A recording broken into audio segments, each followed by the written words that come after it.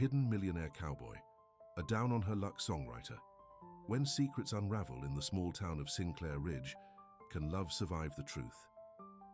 Before we get into the story, comment below where in the world you are watching from today.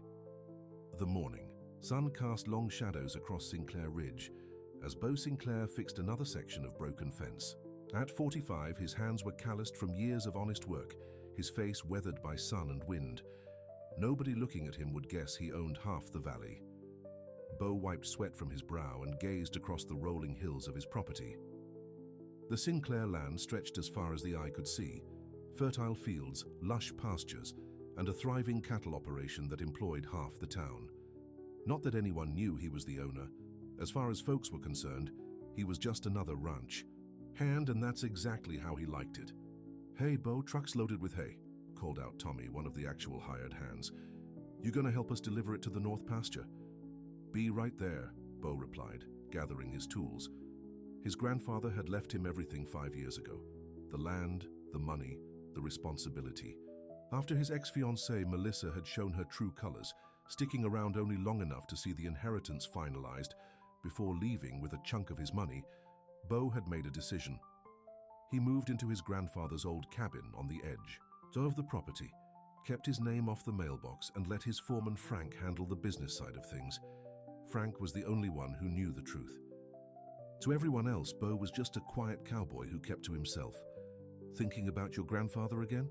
Frank asked later that afternoon when they met in the small office behind the main barn. Bo nodded, looking over the farm accounts. "Hard. So not to. Harvest season's coming up. You know, you could stop pretending any time," Frank said, "not for the first time. Move into the main house, live like the owner you are, and have every gold digger in 3 counties showing up at my door?" Bo shook his head. "No thanks. I'm fine just as I am." Frank sighed. "At least come to the town meeting tonight. They're discussing opening up some land for small business development. Your land, technically. You go. Tell me what happens," Bo said, closing the account book. "I've got a fence to finish." Grace Delaney had never seen so much sky in her life. After 2 days of driving from Nashville with everything she owned packed in her old pickup truck and her rescue dog Bailey in the passenger seat, the vast open space of the valley felt like she could finally breathe again.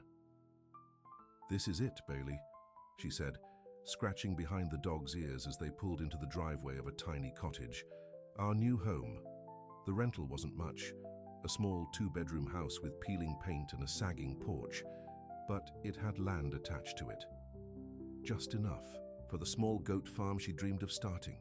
Just enough for a fresh start. Her 16-year-old nephew Tyler slouched in the back seat, his headphones firmly in place, his expression hidden beneath the hood of his sweatshirt. Since her sister Karen's death 8 months ago, he'd barely spoken more than a few words at a time. Grace understood. She'd lost a sister, he'd lost a mother. "Tyler, we're here," she said, turning to look at him. "Want to check it out?" He shrugged, which Grace had learned to interpret as a yes. Progress was measured in small steps these days. The cottage was set on the edge of a huge property that the rental agent had told her belonged to Sinclair Farms. Grace didn't care who owned it, as long as the rent was affordable, and no one asked questions about her past. Nashville felt like a lifetime ago. The music, the crowds, the pressure that had crushed her creativity until there was nothing left. After her sister's death, when Tyler came to live with her, everything had fallen apart. Her songwriter's block became permanent.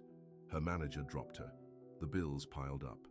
This small cottage and the dream of a simple goat cheese business was her last chance at building something stable. "The fence is broken," Tyler muttered, pointing to the sagging wire fence that separated their rental property from the neighboring field. Grace sighed. One more thing to fix. "We'll figure it out," she said, trying to sound more confident than she felt. "Let's get unpacked first." Bo was riding along the perimeter of his property the next morning when he spotted the old blue pickup parked outside the rental cottage. Someone new had moved in. The place had been vacant for months, and though it sat on Sinclair land, it had its own separate lease agreement handled by the property management company Frank insisted they use for legal purposes. He was about to ride on when he noticed a woman struggling with what looked like a heavy box, Without thinking, he turned his horse toward the cottage. "Need a hand with that?" he called out as he approached. The woman looked up, startled. She was pretty in a natural way, with warm brown eyes and auburn hair pulled back in a messy ponytail. She wore jeans and a faded t-shirt, and there was dirt smudged on her cheek. "Oh, you scared me," she said, then laughed a little. "I'm not used to men on horseback appearing out of nowhere." Bo dismounted. "Sorry about that. I'm Bo. I work at Sinclair Farms next door." "Grace Delaney," she said, shifting the box in her arms. "Just moved in yesterday." Bo took the box from her, surprised at how heavy it was. "What do you have in here?" "Rocks?" "Cookbooks, actually. About 1 million of them," she said with a smile that reached her eyes. "My one weakness." As they walked toward the house, a lanky teenage boy appeared in the doorway, his expression guarded. "Tyler, this is Bo. He works next door," Grace said. "Bo, this is my nephew, Tyler." The boy nodded but didn't speak. Bo recognized the look of someone carrying a heavy weight inside. "Nice to meet you, Tyler," Bo said, setting the box down on the porch. That's when he noticed the broken-down fence.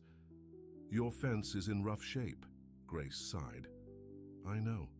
It's on my to-do list, which seems to be getting longer by the minute." "I could fix it for you," Bo offered before he could stop himself. "I'm pretty good with fences." Grace looked surprised. "That's very kind, but I couldn't ask you to do that." "You didn't ask," I offered, Bo said with a small smile. "I've got some extra supplies in my truck. Wouldn't take more than an afternoon." A large dog came bounding around the corner of the house, barking happily. Bo knelt down to let the dog sniff his hand. "That's Bailey," Grace said. "My rescue dog. He usually doesn't warm up to strangers so quickly." "Dogs are good judges of character," Bo said, scratching Bailey behind the ears. "I've got a dog too, old ranch dog named Rusty." There was something about this woman that made Bo want to help. Maybe it was the tired look in her eyes, or the way she stood protectively near her quiet nephew. Or maybe it was just that for the first time in years, he felt a spark of interest in something beyond his daily routine. "If you're sure it's not too much trouble, that would be a huge help," Grace finally said. "I can pay you, of course." Bo shook his head. "No need. Neighbors help neighbors around here." The lie came easily. Not a complete lie. He did work on the ranch, just not as a hired hand. "How about I come by tomorrow afternoon?" The town meeting was held in the community center, a simple building that served as the heart of the small farming community. Grace decided to attend, hoping to meet some of her new neighbors and learn more about the area. Tyler had refused to come, choosing to stay home with Bailey instead. Grace took a seat near the back, feeling the curious glances from the locals. A newcomer was always big news in small towns. Mayor Jenkins, a portly man with a booming voice, called the meeting to order. First item on the agenda is the proposal to open up some of the Sinclair land for small business development. We've got a representative here from Sinclair Farms to discuss it. A tall, distinguished-looking man in his 60s stood up. "Frank Wilson, manager of Sinclair Farms. We're considering leasing a small parcel near the highway for local businesses. The owner believes in supporting the community." Grace perked up at this news. If affordable commercial space became available, it might be perfect for her goat cheese business when she was ready to expand. After the meeting, she approached Frank. "Excuse me, Mr. Wilson. I'm Grace Delaney, just moved into the cottage on the edge of Sinclair property. I was wondering about the business development you mentioned." Frank studied her with interest. "Planning to start a business, Ms. Delaney?" "A small goat cheese operation eventually," she admitted. "Right now I'm just getting settled, but it's my dream." "Interesting," Frank said. "We're always looking to support local agriculture. Why don't you put together a business proposal when you're ready? The owner is particularly interested in sustainable farming initiatives." "The owner?" Grace asked. "Would that be Mr. Sinclair? I'd love to meet him someday, thank him for the reasonable rent on the cottage. It's made all the difference for me and my nephew." A strange expression crossed Frank's face. "Mr. Sinclair is, not very social. Prefers to let me handle the public side of things." On her way out, Grace heard whispered conversations. "That's the woman who rented the old Miller place. I heard she came from Nashville, was in music or something. Someone said she's raising her dead sister's kid. small. Towns and their gossip. Grace hurried to her truck, suddenly eager to get home. The next afternoon, true to his word, Bo arrived with a truck full of fence supplies. He found Grace in the small vegetable garden she'd started, with Bailey keeping watch nearby. "Hope, I'm not interrupting," he said. Grace smiled, and Bo felt an unexpected warmth spread through his chest. "Not at all, I was just trying to figure out if this soil will grow anything edible." "It will," Bo assured her. "This valley has some of the richest soil in the state. That's why the Sinclair farm does so well." He caught himself before saying more. "Let me take a look at that fence." As he worked, Grace brought him cold lemonade. They talked easily, like old friends catching up rather than new acquaintances. Grace told him about her plans for a small goat cheese business, and Bo found himself offering advice about the land and local market. "How long have you worked at Sinclair Farms?" Grace asked, as she held a fence post steady for him. "All my life, seems like," Bo said, which wasn't exactly a lie. "It's good, honest work. I need some of that," Grace said quietly. "Good, honest work. After Nashville, well, let's just say I'm looking for something real." Bo looked up, curious. "Nashville?" Grace hesitated. "I was a songwriter. Not famous or anything, but I did okay for a while. Then my sister died, Tyler came to live with me, and everything just fell apart." The pain in her voice was raw and familiar. Bo understood loss and the way it could reshape a life. "I'm sorry about your sister," he said simply. "Thank you," Grace replied. "It's been hard on Tyler, especially. He barely talks now. That's part of why we moved here. Fresh start, quiet place to heal." From the corner of his eye, Bo saw Tyler watching. Then from the porch, his expression unreadable. "You've picked a good place for that," Bo said. "It's peaceful here." As the afternoon wore on, Bo found himself sharing more than he intended. Stories about growing up in the valley, about his grandfather teaching him to ride and rope, about his love for the land. He was careful to maintain his cover as a simple ranch hand, but the rest was honest. When the fence was finished, Grace insisted he stay for dinner. "It's just spaghetti, nothing fancy, but it's the least I can do." Bo should have said no, should have kept his distance, but the thought of another solitary meal in his cabin held little appeal compared to the warm kitchen and Grace's gentle smile. During dinner, Tyler actually spoke a few sentences, asking Bo about horses and whether he might be able to see the ranch sometime. "Sure," Bo said, careful not to look too surprised at the boy's interest. "How about Saturday? I could teach you to ride if you want." Tyler nodded, the ghost of a smile touching his lips. Later, as Bo drove home in the gathering darkness, he couldn't shake the feeling that something important had happened today, something that might complicate the careful, isolated life he'd built. For the first time in years, he found himself looking forward to tomorrow. The following days fell into an easy rhythm. Bo found himself making excuses to stop by Grace's cottage, bringing fresh eggs from the farm, offering to help with small repairs around the property, or just checking on the fence he'd fixed. Each visit left him feeling lighter somehow, as if the weight he'd carried for years was slowly lifting. Grace never questioned his appearances. She welcomed him with fresh coffee and sometimes homemade cornbread that filled his truck with a mouth-watering aroma all the way home. One afternoon, he arrived to find her on the porch, a notebook open on her lap, her pen tapping against the blank page. "Writer's block?" he asked, settling into the chair beside her. Grace sighed. "I haven't written a song in over a year, not since Karen died."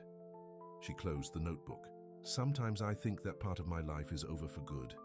Maybe you're just writing a different kind of story now," Bo said, looking out at the fields where a few goats, her first purchases, grazed contentedly. "Maybe," she agreed. "Speaking of which, Tyler's been talking about you. Asked when you're coming to take him to see the horses." Bo smiled. "How about now? I've got the afternoon off." The ranch's main stables were a risk. Too many people who might let something slip about who he really was, but the small stable near his cabin would be perfect. Rusty, his dog, would love the company too. When they pulled up to his cabin, Grace looked surprised. "You live here on the property?" "Part of the job," Bo explained quickly. "I take care of this section of the ranch, so they let me use the old foreman's cabin." The cabin was simple but comfortable, with a wide porch that faced the mountains. Rusty came bounding out to greet them, instantly making friends with Bailey, who they'd brought along. Tyler's whole demeanor changed when he saw the horses. The quiet, withdrawn boy became animated, asking questions about the different breeds and their care. Bo showed him how to approach them, how to offer a carrot flat on his palm. "Can I really ride one?" Tyler asked, his eyes bright with excitement. "That's why we're here," Bo said, saddling up a gentle mare named Daisy. "Let me show you how." Grace watched from the fence, her expression soft, as Bo patiently taught Tyler the basics. When the boy took his first slow trot around the corral, she cheered. "I haven't seen him this happy in months," she told Bo, her voice thick with emotion. "Thank you." Their hands were close on the fence rail, and without thinking, Bo covered hers with his own. The connection sent warmth spreading up his arm. Grace didn't pull away. "He's a good kid," Bo said. "Just hurting." "Takes one to know." "One?" Grace asked gently, her eyes searching his. Bo looked away.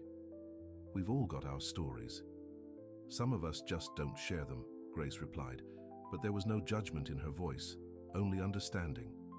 Later, as the sun began to set, they sat on his porch drinking cold beers while the dogs played, and Tyler continued to bond with Daisy in the corral. "I went to that town meeting," Grace said. "Met the manager of Sinclair Farms, Frank Wilson." Bo tensed. "Oh?" "He seemed interested in my goat cheese idea. Said the owner might support local agricultural businesses." She took a sip of her beer. "Have you ever met him?" "The owner, I mean." Bo's mouth went dry. "Mr. Sinclair, not really. He keeps to himself." "That's what Frank said too. Seems odd to own all this beautiful land and not even live on it." She gestured to the rolling hills. "If it were mine, wild horses couldn't drag me away." The irony of her words wasn't lost on Bo. Here he was, living the exact life she imagined, while pretending to be someone else entirely. Frank Wilson was waiting at Bo's cabin when they returned from dropping Grace and Tyler at home. The older man raised an eyebrow as Bo climbed out of his truck. "Made some new friends, I see," Frank said. Bo sighed. "You checking up on me now?" "Just bringing the quarterly reports," Frank replied, holding up a folder. "But I'm curious about the pretty lady and the boy I saw you with at the stables." Inside the cabin, Bo took the folder without opening it. "Grace Delaney. She's renting the Miller place." "I know who she is," Frank said, settling into a chair. "Met her after the town meeting. She's got big plans for a little goat cheese operation. Wanted to know all about the mysterious Mr. Sinclair." Bo poured them both a whiskey. "What did you tell her?" "The usual, that you're a recluse who values your privacy." Frank studied him over the rim of his glass. "But I'm wondering what you told her. That I work for Sinclair Farms. That I'm just a ranch hand." Bo knocked back his drink. "It's easier that way, is it?" Frank challenged. "Or are you just afraid to let someone see the real you after what happened with Melissa?" Bo glared at his friend and manager. "Melissa wanted my money, not me. And you think this Grace is the same?" "I don't know what she is," Bo admitted. "But I know what I am.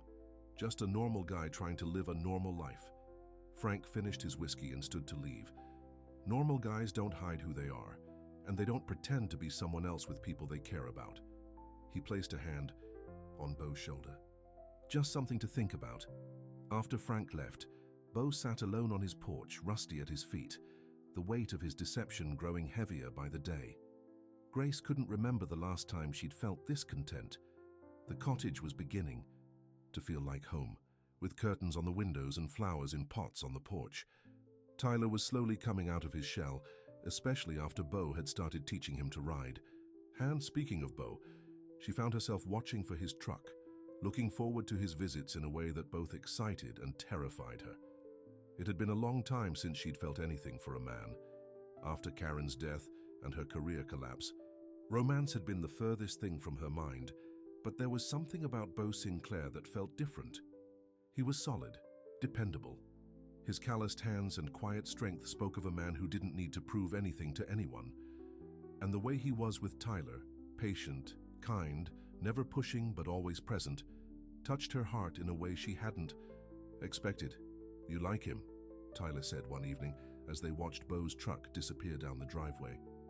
Grace felt her cheeks warm. "He's been very kind to us." Tyler rolled his eyes. "Whatever, I'm just saying it's okay if you do." He hesitated. "Mom would want you to be happy." The mention of Karen brought tears to Grace's eyes. She hugged her nephew. "When did you get so wise?" "Probably around the time you decided we needed to move to the middle of nowhere and raise goats," Tyler said. But he was smiling, a real smile that reached his eyes. The next day, Grace drove into town to meet with a local cheesemaker who had agreed to show her the basics. As she was leaving the small shop, she almost ran into a sleek blonde woman in designer clothes who looked distinctly out of place in the small farming community. "Excuse me," Grace said. The woman barely glanced at her. "Is there a decent hotel in this backwater? My GPS is useless out here." "The Riverside Inn is nice," Grace offered, "about 3 miles down the main road." The woman sighed dramatically. "I suppose it will have to do. I'm looking for Sinclair Farms. Do you know where I can find the main office?" Grace pointed toward the large white building at the edge of town. "Right there. Are you here on business?" "Personal," the woman replied with a tight smile. "Very personal. I'm Melissa Winters, Beau Sinclair's fiancée." Grace felt as if the ground had shifted beneath her feet. "Fiancé, I've met Beau. He never mentioned—" Melissa's perfectly sculpted eyebrows rose. "You know Beau? The ranch hand?" She laughed, a tinkling sound with no warmth. "Let me guess. He's been playing the simple cowboy." Again. "It's a little game he likes to play sometimes." "I don't understand," Grace said, confusion and hurt forming a tight knot in her chest. "Beau Sinclair isn't a ranch hand, honey," Melissa said, her tone condescending. "He owns Sinclair Farms, all of it. He's worth millions." With that, she sauntered away, leaving Grace standing frozen on the sidewalk, her world tilting on its axis. Beau was mucking out the stables when Frank found him later that day. "We've got a problem," Frank said without preamble. "Melissa's in town." Beau straightened, his stomach dropping. "What does she want?" "What do you think?" "She heard about the land development project. Probably figures there's money to be made." Frank crossed his arms. "She's telling everyone she's your fiancé." "Ex-fiancé," Beau corrected, his jaw tight. "And that was 5 years ago." "She's staying at the Riverside Inn. Thought you should know before you run into her." Frank hesitated. "She's already been asking about your new friends, the songwriter and her nephew." A cold fear gripped Beau. "What did she say?" "Nothing yet. But Melissa never did anything without an angle." Frank checked his watch. "She wants to meet with us tomorrow about investment opportunities. I told her I'd ask you." "Tell her no," Beau said flatly. "And Frank, keep her away from Grace and Tyler." After finishing his chores, Beau drove to Grace's cottage, determined to warn her about Melissa. He needed to explain, to make sure his past didn't cause problems for Grace in the small, gossip-hungry town. But when he pulled up to the cottage, he knew immediately that something was wrong. Grace was sitting alone on the porch, her expression guarded in a way he hadn't seen before. "Grace, everything okay?" he asked as he climbed out of his truck. "I don't know, Beau. You tell me." Her voice was cool, distant. "Or should I call you Mr. Sinclair?" "The owner of Sinclair Farms?" Beau felt the blood drain from his face. "Grace, I can explain." "Explain what?" "That you've been lying to me since the day we met." She stood up, wrapping her arms around herself, as if for protection. "I met your fiancée in town today, Melissa. She was very informative." "Ex-fiancée," Beau said automatically. "Grace, please, it's not what you think." "What I think," Grace said, her voice shaking slightly, "is that you pretended to be a ranch hand when you actually own half the valley, including the land I'm renting. You let me talk about my struggling business, my financial problems, all while knowing you could buy and sell my dreams 100 times over. That's not why. Did you feel sorry for me? The poor widow raising her dead sister's kid? Was this all some kind of charity project for you?" Her eyes glistened with unshed tears. "No, God, no, Grace." Beau took a step toward her, but she backed away. "I never meant to hurt you." "Then why lie?" she demanded. Beau ran a hand through his hair. "Because when people find out who I am, what I have, they change. They want something from me. Or they think they know me because they know my bank balance." He met her gaze directly. I wanted you to see me, just me, not the money or the land or any of it. Grace shook her head. That doesn't work when just you isn't real, Bo. I told you everything about myself. My failures, my dreams, my fears, and you couldn't even tell me your real name. She wiped away a tear that had escaped. I thought we had something real here, but how can it be real when it's built on lies? Grace, please, Bo said, desperation creeping into his voice. What I feel for you and Tyler, that's real. Nothing else matters. It matters to me, Grace said firmly. Trust matters to me, honesty matters to me. After everything I've been through, I can't do this, Bo, I can't. At that moment, Tyler came around the side of the house, his expression darkening when he saw Bo. She told you to leave, he said, stepping protectively next to his aunt. Bo felt the boy's betrayal as keenly as Grace's. Tyler, I'm sorry. Just go, Tyler said, his voice cracking. We don't need your help or your pity. There was nothing left to say. Bo turned and walked back to his truck, every step feeling like he was tearing away a piece of himself. The life he'd glimpsed with Grace and Tyler, a real family, a real home, was dissolving before his eyes.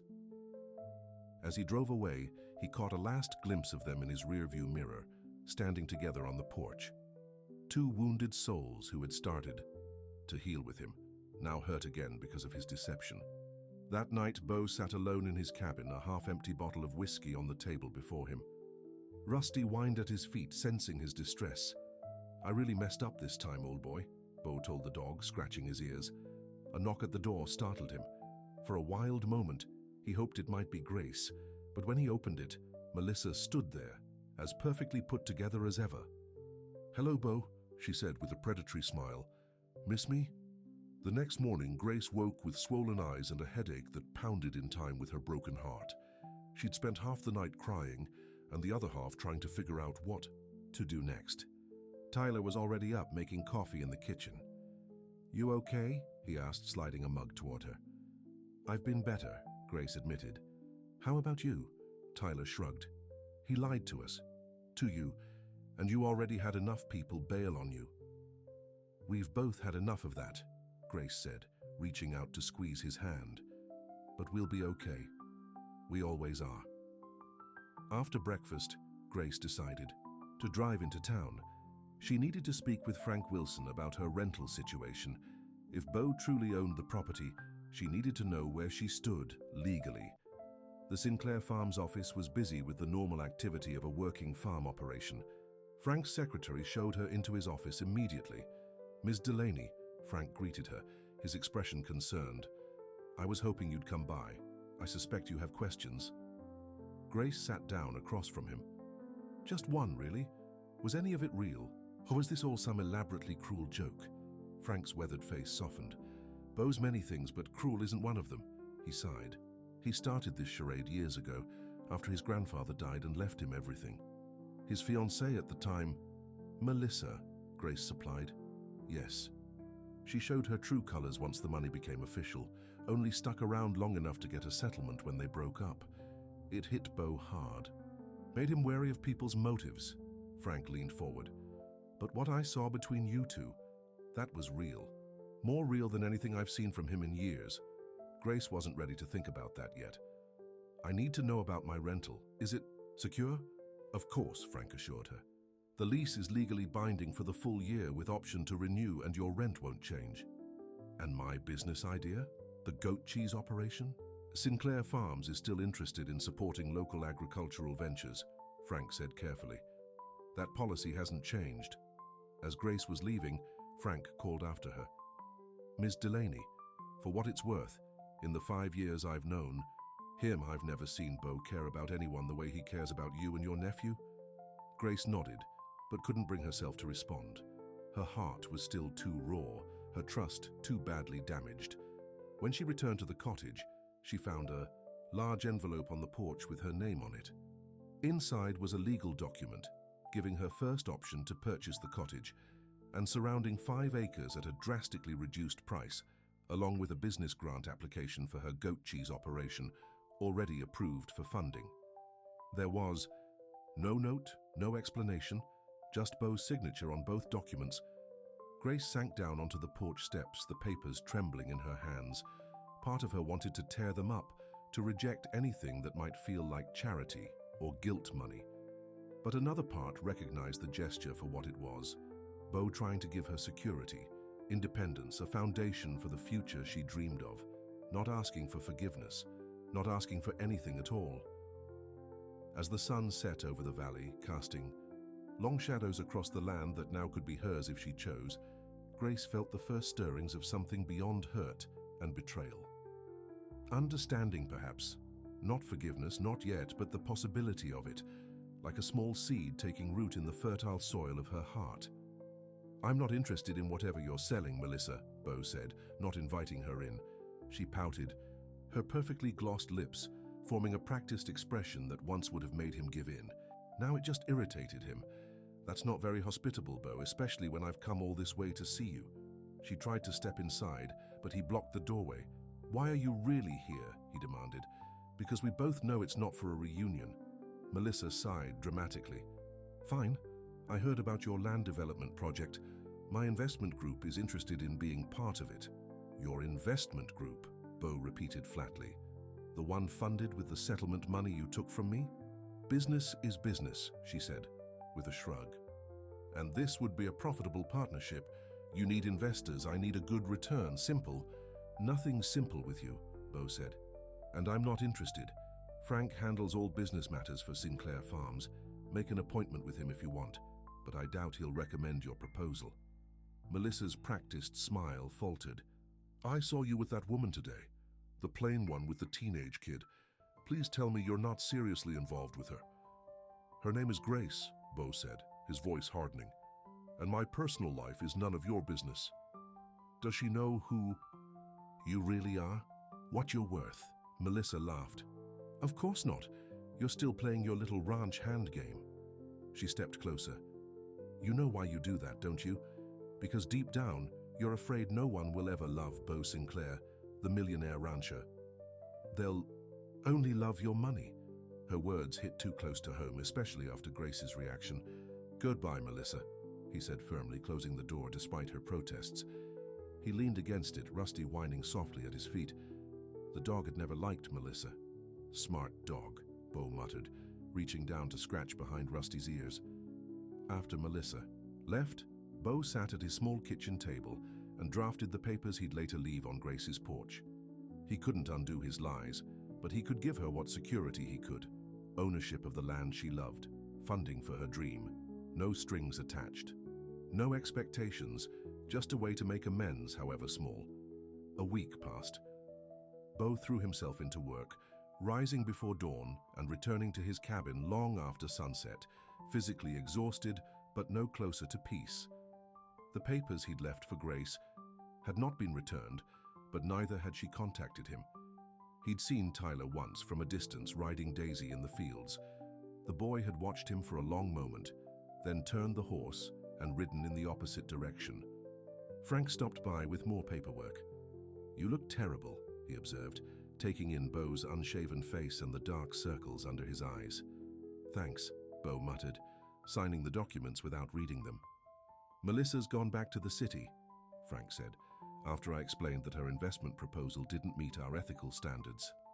"Good," Beau said without interest. Frank sighed. "Have you spoken to Grace?" "No. Are you going to?" Beau looked up. "She made it pretty clear she doesn't want to hear from me." "So you're just giving up?" Frank challenged. "The first woman in 5 years who makes you feel something real, and you're letting her walk away without a fight. What am I supposed to do?" "She doesn't trust me, and she's right not to. I lied to her." "Then tell her the truth, all of it. Not just about the money, but about why you hide, about what you're afraid of." Frank gathered the papers. "Otherwise, you'll spend the rest of your life alone in this cabin wondering what might have been." After Frank left, Beau sat on his porch watching the sunset paint the sky in shades of pink and gold.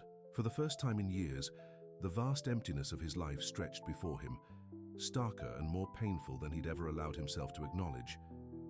Grace was in the garden when she heard the sound of a horse approaching. Looking up, she saw Tyler returning from his ride. Despite everything, he'd continued to visit Daisy, though he was careful to avoid the times when Bo might be around. "How was she today?" Grace asked as he dismounted. "Good," Tyler said, leading the mare to the small paddock they'd set up. "She likes the apples from our tree." Grace smiled. In the past week, Tyler had taken on caring for Daisy as if it were his personal mission. It gave him purpose, a connection to the land that reminded her of Bo. "Have you thought any more about those papers?" Tyler asked suddenly. "The land and the business money?" Grace sighed. "I don't know, Tyler. It feels like a charity," Tyler supplied. "Maybe it is, or maybe it's his way of saying sorry." "When did you get so wise?" Grace asked, not for the first time. Tyler shrugged. "Mom always said you have to judge people by their actions, not just their words." Later that evening, as Grace sat on the porch, with her guitar, picked up for the first time in months, she found herself strumming a melody that had been playing in her head all day. A song about trust broken and rebuilt, about finding home in unexpected places. The words came hesitantly at first, then more confidently. By the time the moon rose over the valley, she had the bones of her first new song in over a year. The next morning, she drove to town with a purpose. The Sinclair Farms office was her first stop, where she left the signed papers accepting both the land purchase option and the business grant. Then she visited the local music venue, a small bar called The Watering Hole that featured live performances on weekends. "You're really doing this?" the owner, a gruff woman named Patty, asked after Grace proposed performing a short set on Saturday night. "I think it's time," Grace said with more confidence than she felt. "Just 3 or 4 songs. Nothing fancy." "Been a while since we had a Nashville songwriter on our stage," Patty said, scribbling Grace's name in the schedule book. "Even a retired one." When Grace returned home, there was a delivery truck in her driveway. A worker was unloading several fence posts and rolls of wire. "Delivery for Grace Delaney," the man said, handing her a clipboard to sign. "Compliments." "Of Mr. Sinclair," Grace frowned. "I didn't order any fencing," the worker shrugged. "Just delivering what's on the order, ma'am. Note says it's to replace the south pasture fence for your goats." After the truck left, Grace stood looking at the supplies. The south pasture was where she'd planned to expand once she had the funds. Trust Bo to remember that detail from one of their conversations and anticipate her needs. She wasn't ready to forgive him yet, but she was beginning to understand him a little better. Saturday evening arrived with a buzz of anticipation. The watering hole was packed, word having spread that the Nashville songwriter who'd moved to town would be performing. Grace stood backstage, her hands trembling slightly as she tuned her guitar. It had been so long since she'd performed. What if her voice failed her? What if the songs fell flat? "You got this," Tyler assured her, giving her a quick hug before joining the audience. Grace stepped onto the small stage, the lights momentarily blinding her. As her eyes adjusted, she scanned the crowd. Locals, farmers, a few faces she recognized from town, but no Bo. She tried to ignore the pang of disappointment. "Hi everyone, I'm Grace Delaney. It's been a while since I've done this, so bear with me."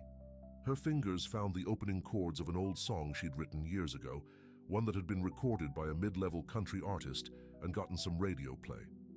The familiar melody steadied her nerves, and she sang of love lost and lessons learned. The audience responded warmly, applauding as she finished. By her third song, Grace felt the old joy returning, the connection that happened when music bridged. The space between performer and listener. "This last one is new," she said into the microphone. "I wrote it this week, actually. It's called Beneath the Dust and Stars." She took a breath. "It's about finding out who someone really is, and maybe finding out who you are in the process." As she began to sing, the door at the back of the bar opened. Bo stood there, hesitating as if unsure of his welcome. Their eyes met across the room, and Grace felt her heart skip. But she didn't falter, continuing to sing the song that had come to her on the porch, the song that was in many ways about him, about them. When she finished, the applause was immediate and enthusiastic.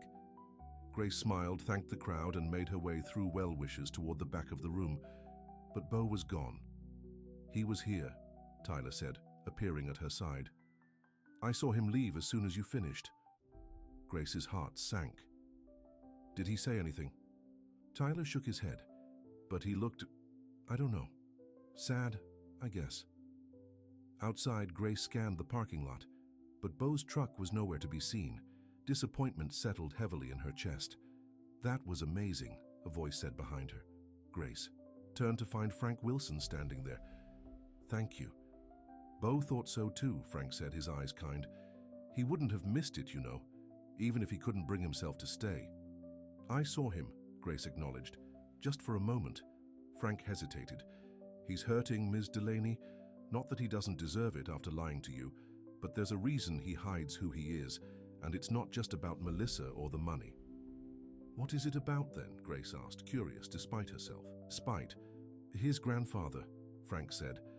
Beau practically raised himself after his parents died. His grandfather was the only family he had, but the old man was always disappointed in him, thought Beau was too soft for the cattle business, too emotional. He shook his head. Told Beau he'd have to toughen up if he ever wanted to run Sinclair Farms. That's terrible, Grace said softly. It left scars, Frank agreed. Made Beau doubt himself, hide parts of who he really is. When his grandfather died and left him everything, it felt more like a test than a gift, he sighed. Then Melissa showed up, claiming to love him, but really just waiting for the inheritance to be finalized. The picture Frank painted was of a man who'd never felt good enough as himself. Not for his grandfather, not for Melissa. A man who had retreated into a simpler identity because it felt safer. I'm not telling you this to excuse his lies, Frank continued, just to help you understand. Beau's a good man who's made some bad choices, but the way he feels about you and your nephew, that's as real as it gets. As Frank walked away, Grace stood in the cool night air, turning his words over in her mind. She thought of all the moments with Beau that had felt authentic. His patience with Tyler, his love for the land, the quiet strength he offered without fanfare. Had all of that been a lie? Or had it been the most honest version of himself he knew how to be? Beau sat in his truck parked at the edge of his property, looking out over the moonlit valley. Grace's voice still echoed in his mind, her song wrapping around his heart like a promise he wasn't sure he deserved. A tap on his window startled him. Frank stood there, gesturing for him to roll it down. You left early, Frank said, leaning on the door. I shouldn't have gone at all, Beau replied. She didn't want me there. For a smart man, you can be incredibly dense sometimes, Frank remarked. That song was about you, Beau. About both of you. Beau had felt it too, had heard his own story in her lyrics about hiding and being found. But he'd also heard her pain, the betrayal that his lies had caused.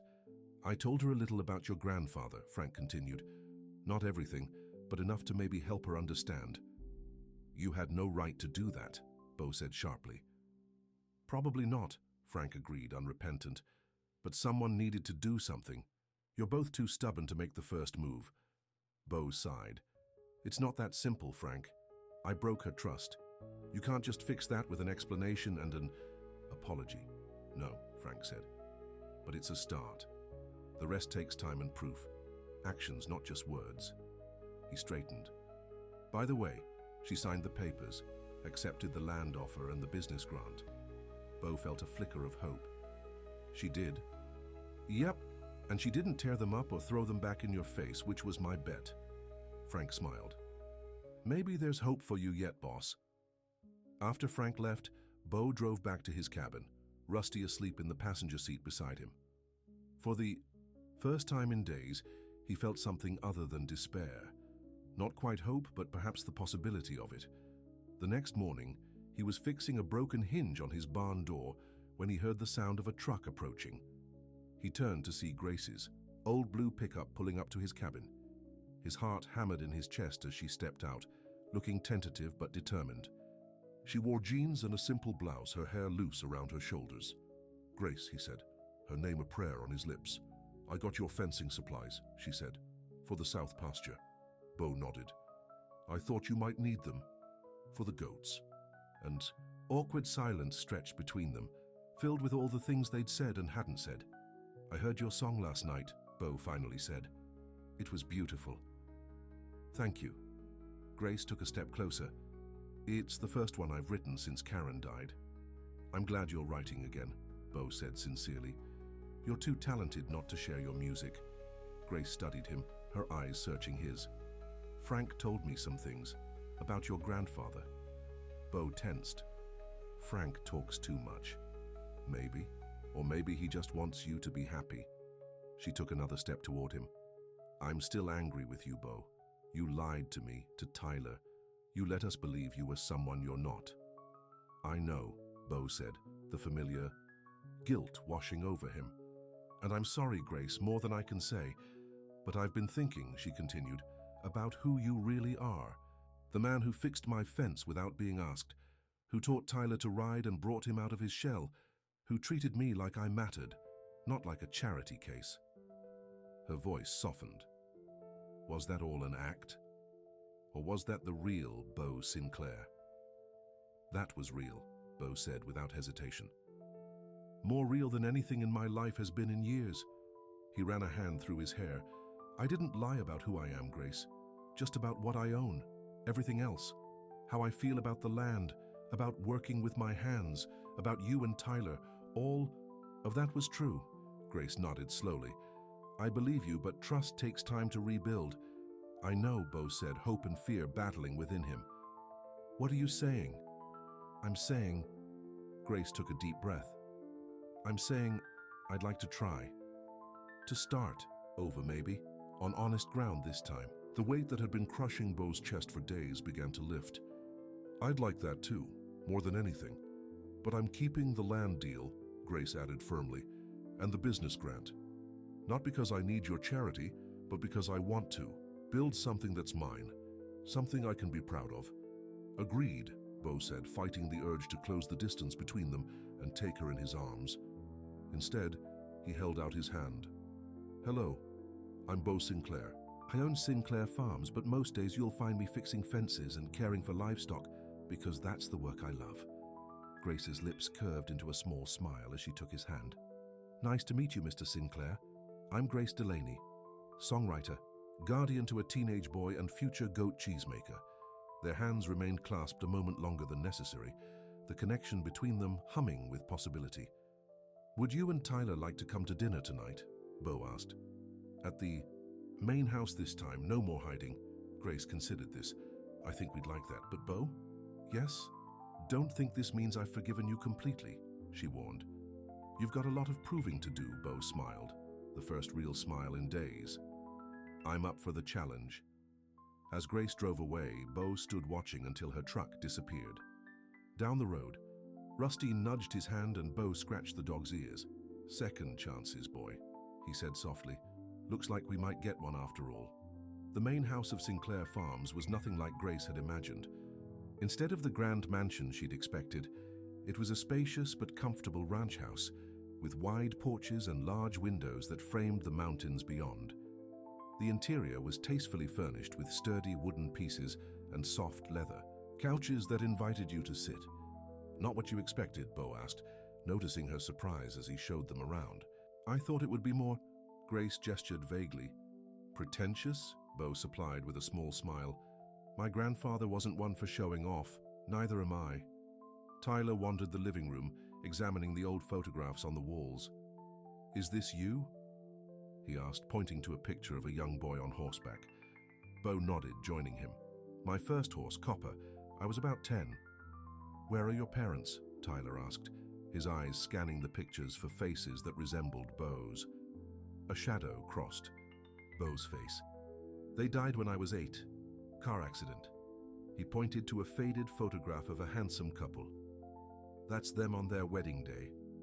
Grace watched the exchange, seeing Bo reveal himself piece by piece to Tyler, holding nothing back. It was a start. Dinner was surprisingly relaxed. Bo had prepared steaks, baked potatoes, and a salad from vegetables grown in his own garden.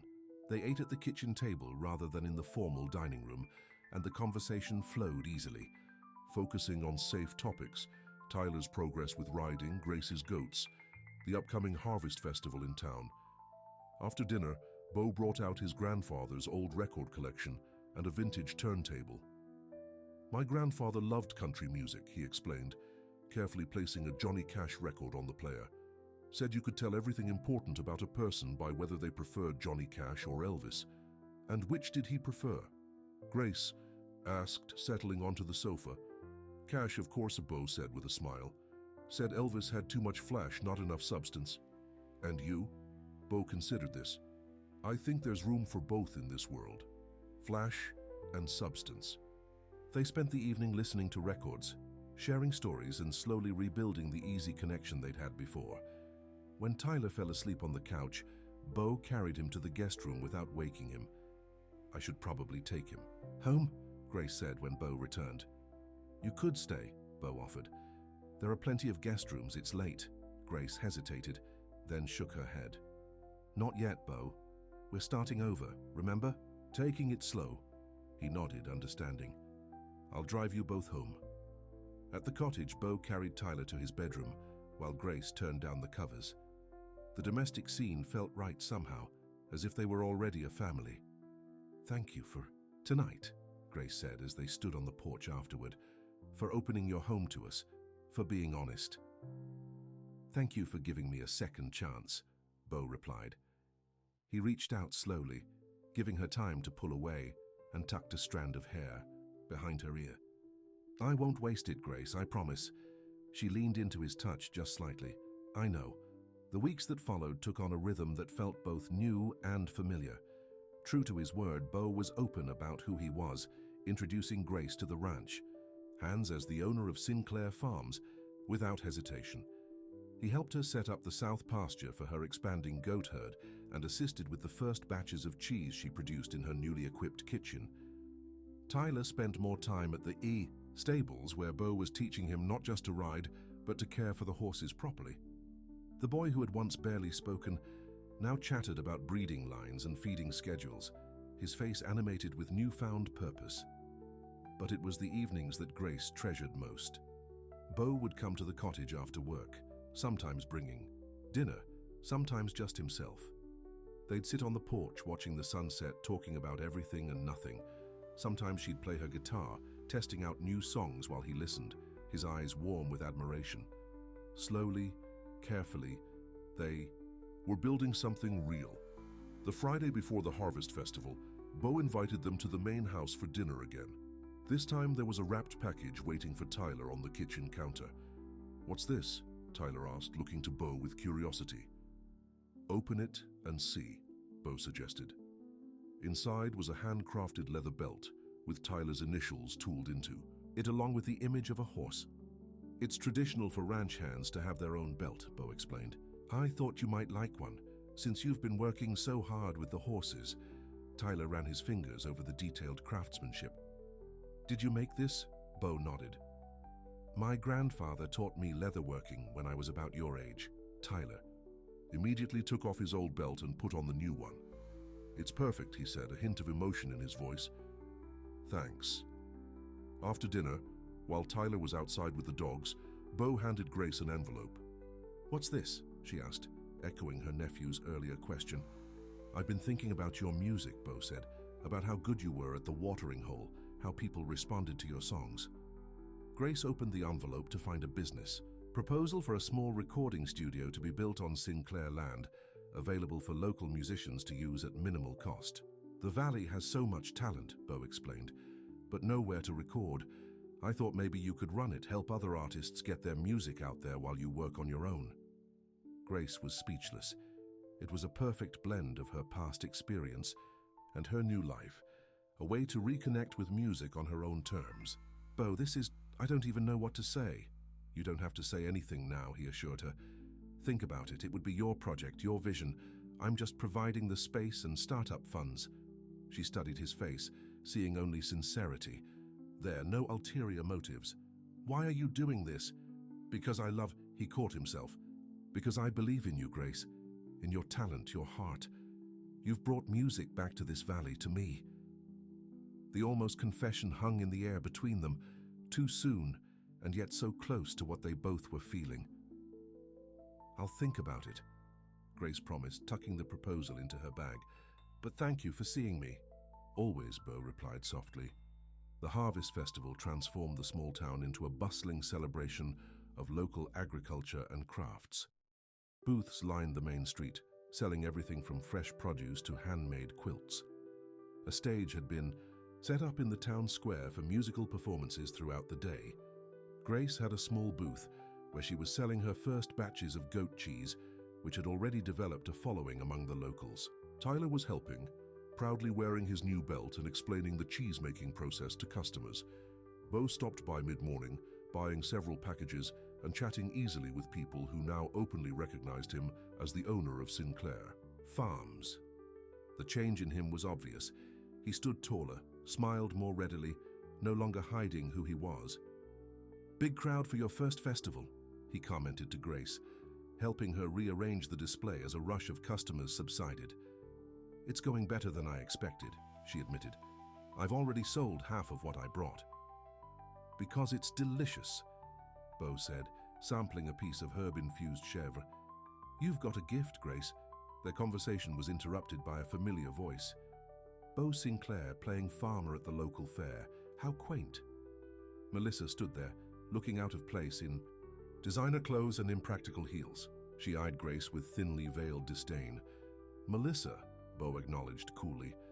"I thought you'd gone back to the city." "Just wrapping up some business in the area," she said vaguely. Her gaze flickered to Grace. "So, this is your project? Making cheese?" She said it as if it were a childish hobby. "This is Grace Delaney," Bo said firmly. "Owner of Delaney Farms and one of the most talented cheesemakers and songwriters in the valley." Grace extended her hand. "Nice to see you again." "Melissa." Melissa ignored the offered hand. Bo always did have a soft spot for strays. "First that mangy dog of his now." She gestured dismissively at Grace and Tyler. "That's enough," Bo said, his voice low but dangerous. "You need to leave. Now." "Or what?" Melissa challenged. "You'll make a scene. We both know you hate attention." "Bo." "Maybe he does," Grace interjected calmly, "but I don't mind it at all." She raised her voice slightly. "Hey everyone, try the special harvest blend. First sample's free." A crowd quickly formed around the booth, effectively pushing Melissa to the periphery. She shot them a venomous look before stalking away. "Sorry about that," Bo said once they had a moment alone. "Melissa always did know how to ruin a good day." Grace squeezed his hand. "Don't let her. This day is too beautiful to waste on bad feelings." Later that afternoon, Grace was scheduled to perform on the main stage. As she prepared backstage, tuning her guitar and running through the set list in her mind, she was surprised to see Tyler approach with Bo. "We've been talking," Tyler said, looking uncharacteristically nervous. "And I wanted to ask, would it be okay if I started calling you Mum? Not to replace my real mom," he added quickly, "but because, well, you are my mom now too." Grace felt tears spring to her eyes. "Oh, Tyler, I'd be honored." She pulled him into a tight hug. "I love you so much." "I know," he mumbled against her shoulder. "Love you too." When he stepped back, Bo handed him something. "Go on," he encouraged. "Ask her the other thing." Tyler held out a small handcrafted wooden box. "Bo helped me make this for your new songs, so you can keep them safe until you're ready to share them." Grace opened the box to find a beautifully finished wooden interior lined with soft fabric, perfect for holding sheets of music. Carved into the lid were the words Grace's Songs, alongside a small etching of a guitar. "It's beautiful," she said, touching the careful craftsmanship. "Did you really make this?" Tyler nodded, pride evident in his face. "Bo taught me how to use the tools, said his grandfather taught him the same way." The announcement came for Grace to take the stage. She hugged Tyler again, then impulsively kissed Bo on the cheek. "Wish me luck." "You don't need it," Bo said, his eyes full of pride, "but break a leg anyway." The audience was larger than at the watering hole, filled with locals and visitors from neighboring towns. Grace spotted Frank in the crowd, giving her a thumbs up. "Afternoon, everyone," she said into the microphone. "I'm Grace Delaney. Some of you might know me as the Goat Cheese Lady, but before that, I used to write songs in Nashville." She played a mix of her old songs and new ones inspired by her life in the valley. The crowd responded enthusiastically, singing along to the choruses she taught them and applauding after each number. For her final song, she took a deep breath. "This last one is brand new. I finished it just this morning. It's called Coming Home, and it's about finding where you belong, even when it's not where you expected." The song was a love letter to her new life, to Tyler, to the Valley, and most of all to Bo. As she sang, her eyes found his in the crowd, holding his gaze as the words poured out, honest and raw. When she finished, the crowd erupted in applause. She took a small bow, then made her way off stage where Tyler and Bo waited. "That was amazing," Tyler said, giving her a quick hug before spotting a friend and running off to join him. Bo stepped closer, his expression intense. "That song was for you," Grace confirmed. "For us." Without another word, Bo pulled her into his arms and kissed her, a kiss full of promise and newfound honesty. Grace melted into him, feeling as if she'd finally found her way home after a long journey. When they broke apart, Bo rested his forehead against hers. "I love you, Grace Delaney. Have since the day you stood in your garden with dirt on your cheek and talked about goat cheese like it was gold." Grace laughed softly. "I love you too, Bo Sinclair, the real you, all of you." As summer turned to fall, life settled into a new pattern. Grace's cheese business thrived, with orders coming in from specialty shops in nearby cities. The recording studio was under construction, due to open in the spring. Tyler had officially started calling her Mom and was taking riding lessons from a professional trainer Bo had hired. And Bo had finally moved out of his small cabin and into the main house, though he still preferred to work alongside his ranch hands most days. "Old habits," he explained when Grace teased him about it. "Besides, that's where the real heart of the ranch is, not in the account books." On a crisp October evening, Bo invited Grace to go riding with him. They followed a trail up into the hills, the valley spreading out below them in a tapestry of autumn colors. At the top, a picnic was waiting, a blanket spread beneath an old oak tree, a basket of food, and a bottle of champagne cooling in a bucket. "How did you manage this?" Grace asked, impressed. "I have my ways," Bo said with a grin, helping her. "Dismount." They ate as the sun began its descent, casting golden light across the landscape. When they'd finished, Bo grew unexpectedly serious. "I've been thinking a lot about the past few months," he said, taking her hand. "About how you changed. Everything for me. Made me want to stop hiding. You did the same for me," Grace said. "Helped me find my music again. My voice." Bo reached into his pocket and pulled out a small, handcrafted ring. It was made from a horseshoe nail, bent carefully into a circle, with a small pearl set into it. "I made this," he said, his voice thick with emotion. "The way my grandfather taught me. But I added the pearl. It reminded me of the way you shine, even in your darkest moments." Grace's heart pounded as he continued. "I had all the money in the world," Bo said softly, "and nothing that mattered. Until you." He took a deep breath. "Grace Delaney, will you marry me? Build a life with me and Tyler. Make music and cheese and memories on this land that finally feels like home because you're here." Tears spilled down Grace's cheeks as she nodded. "Yes," she whispered. "Yes, Bo Sinclair, I will marry you." He slipped the ring onto her finger, then gathered her in his arms, kissing her as the setting sun painted the sky in shades of pink and gold. As they rode back to the ranch, hand in hand, Grace felt a sense of completion she'd never known before. The road that had led her here, through loss and heartbreak, through music and silence, through distrust and forgiveness, had been long and winding, but it had brought her exactly where she was meant to be. Beneath the dust and stars of Sinclair Ridge, she had found her home, her family, her heart. 2 months later, Grace stood backstage at a small music venue in Nashville, nervousness fluttering in her stomach. After their engagement, an old contact had reached out, having heard her music at the Harvest Festival through a visitor. From the city, they wanted her to perform a short showcase with the possibility of a small record deal for an independent album. "You ready for this?" Bo asked, adjusting the collar of his suit. He looked handsome, but slightly uncomfortable, in the formal attire, so different from his usual flannel and jeans. "I think so," Grace said, smoothing down her simple blue dress. "Thanks for being here, both of you," she added, smiling at Tyler, who stood awkwardly in a button-up shirt and tie. "Wouldn't miss it," Tyler said. "Ladies and gentlemen," came the announcement from the stage. "Please welcome from Sinclair Ridge songwriter Grace Delaney." Grace walked onto the stage where a single spotlight illuminated her guitar. The audience was filled with industry professionals, a much tougher crowd than the friendly locals at the Harvest Festival. But as she began to play, she felt the familiar calm of sharing her music, of telling her truth. She played a set of 5 songs ending with Coming Home, which had become something of a local hit back in the valley. When she finished, the applause was genuine and enthusiastic. Backstage, her old manager, Alan Jenkins, was waiting. He'd heard about the showcase and come to see for himself if the rumors of Grace Delaney's return to music were true. "Grace," he greeted her. "That was extraordinary, different from your old stuff, but better, more authentic." "Thanks, Alan," she said, accepting his brief hug.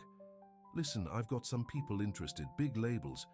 We could get you a major deal, a proper comeback tour. You've still got it, Grace. Maybe more than ever." Bo tensed beside her but said nothing, his face carefully neutral. "That's flattering, Alan," Grace said, "but I'm not looking for a major label anymore. I'm building something different now." Alan looked disappointed but not surprised. "The indie route, I get it, but at least consider a proper tour. Your fans have missed you." "Let me introduce you to my fiancée," Grace said, changing the subject. "Bo Sinclair, and my son, Tyler." As they chatted, Grace could see the wheels turning in Alan's mind. Connections, opportunities, angles. The old world she'd left behind, with its constant hustle and demands. "Think about it," Alan said as he left, handing her his card. "The music industry's changed. We could do this on your terms." Later that night, in their hotel room, Bo finally asked the question she knew had been on his mind all evening. "Are you tempted to come back to all this?" He gestured toward the window and the city lights beyond. Grace sat beside him on the bed, taking his hands in hers. "Parts of it, yes. The music, the connection with an audience, but not the rest." She kissed him softly. "My life is with you. Now with Tyler, with our farm and our valley and the recording studio we're building." "I don't want to hold you back," Bo said seriously. "If this is your dream, you're my dream," Grace interrupted. "You and Tyler and the life we're building. The music will always be part of me, but it doesn't have to look like it did before. I want to make music my way, on my terms. Help other artists do the same." Bo pulled her close. "Whatever you decide, I'm with you. All the way." Grace rested, her head on his shoulder, content in the knowledge that she had finally found a love that didn't ask her to choose, between music and family, between dreams and reality. With Bo, she could have it all in the right balance, in the right place. That place was Sinclair Ridge. That place was home. The winter wedding was small and intimate, held in the barn at Sinclair Farms, which had been transformed with twinkling lights and garlands of evergreen. Snow fell softly outside, dusting the valley in white, but inside was warm with the glow of candles and the love of friends and family. Grace wore a simple white dress and carried a bouquet of dried wildflowers. From the valley, Tyler stood proudly as Bo's best man, his growth spurt over the past months, making him almost as tall as his soon-to-be stepfather. As they exchanged vows, promises to love and cherish, to be honest and true, to face life's challenges together, Grace felt the rightness of the moment settle deep in her bones. The journey that had brought her here, broken and lost, with nowhere left to run, had led her straight to where she was always meant to be. The reception was filled with music and laughter. Local musicians played, and Grace performed a new song she'd written for Bo, a promise set to melody. Even Tyler joined in, playing the guitar chords Grace had been teaching him over the past months. As the evening wore on, Grace found herself standing on the porch of the main house, now her home too, looking out at the snow-covered valley. "Penny, for your thoughts," Bo said, joining her and wrapping a warm blanket around her shoulders. "I was just thinking about how strange life is," Grace said, leaning into him. "How the worst day of my life, when I packed everything I owned into that old pickup and drove away from Nashville with no idea what would come next, led me to the best days of my life. To you." Bo kissed the top of her head. "I think that's how it works sometimes. We have to get lost before we can be found." Inside, the party continued. Tyler was dancing with one of the local girls, looking happier and more confident than Grace had ever seen him. Frank was chatting with the sheriff, both men relaxed and enjoying the celebration. The house, once so empty and silent, was now filled with the sounds of joy and community. "Mrs. Sinclair," Bo said, testing the name. "How does it feel?" Grace smiled up at him. "Like coming home," she said simply. "Like finally coming home." As they stood there, wrapped in each other's arms beneath the vast starry sky, Grace knew that whatever challenges tomorrow might bring, the recording studio, her music career, Tyler's upcoming college decisions, the everyday work of the farm and ranch, they would face them together. No more masks, no more hiding.